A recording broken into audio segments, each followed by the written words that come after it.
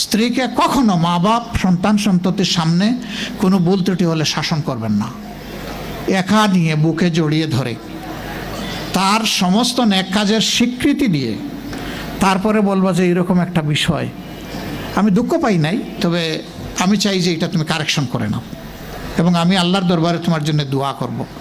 মাথায় হাত রেখে একটু দোয়া করে দেন। এর চাইতে বড় আর কোনো শাসন হয় না।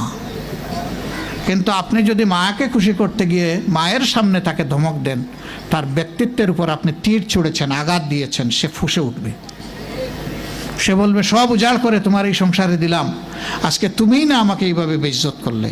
সে মানুষ তো, তার মানবিক রিয়াকশন হবে। কাজ করবো না আমরা কেউ। আমাদের জীবনের অংশ, আমাদের হাড়ের অংশ, আমাদের কলিজার অংশকে আমরা সেইভাবে সম্মান দিব ইনশাআল্লাহ। আমরা ভালোবাসবো সে আমার স্ত্রী, আমরা শ্রদ্ধা করবো সে আমার সন্তানের মা।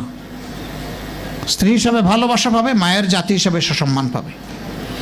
এই দুইটা ব্যালেন্স করে যদি আমরা চলি, গড় হবে জান্নাতের টুকরা ইনশাআল্লাহ। সন্তানরা এখান থেকে শিখবে, তারাও ভবিষ্যৎ জিন্দগিতে এইভাবেই গড়ে উঠবে। ধারা পরম্পরায়, বংশ পরম্পরায় এটা হবে আপনার জন্য সাদাকাতুল জারিয়া, আমলে জারিয়া। আমরা ইনশাল্লাহ খেয়াল রাখবো।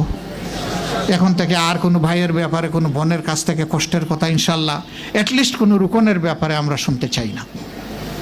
কারণ আপনি শপথ নেওয়া মানুষ, আপনি নাফসানিয়াতকে জবাই করেছেন, আপনাকে আল্লাহওয়ালা হতেই হবে, এর বাইরে যাওয়ার কোনো সুযোগ নাই আপনার। আমার ভাই ও বোনেরা, এই ছোট্ট ছোট্ট কথা বলবেন যে কত রাজনৈতিক বক্তব্য, দিক নির্দেশনা পাবো, এখানে আশা করে আসছিলাম, এগুলা কি?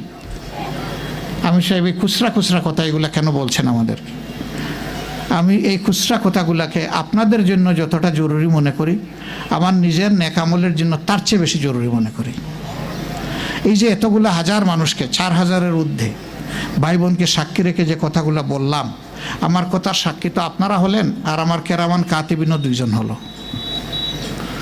আমি নিজে যদি এই কথাগুলোর উপরে আমল না করতে পারি, তাহলে আমার এই বক্তব্য হাসরের দিন আমাকে কুপাবে। আর যদি আমি চেষ্টা করি আমার আল্লাহর সাহায্য পাই, তাহলে এই বক্তব্য হয়তোবা আপনাদের দুয়ার বরকতে হাসরের দিন আমার জন্য ইহসানিয়াত আল্লাহর পক্ষ থেকে নিয়ে আসবে।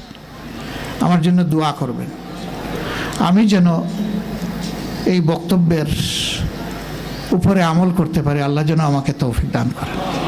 আর আপনাদের জন্য প্রাণ ভরে দোয়া করি, আপনাদেরকেও যেন আল্লাহ তৌফিক দেন, আপনারা যেন সেই আমল করতে পারেন।